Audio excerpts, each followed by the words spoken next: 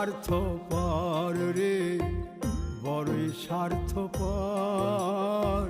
বুকের মাঝে জায়গা দিলে যতন কইরা ভাঙ্গে রে অন্তর।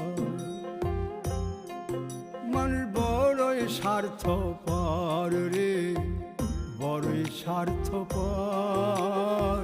বুকের মাঝে জায়গা দিলে যতন কইরা ভাঙ্গে রে অন্তর।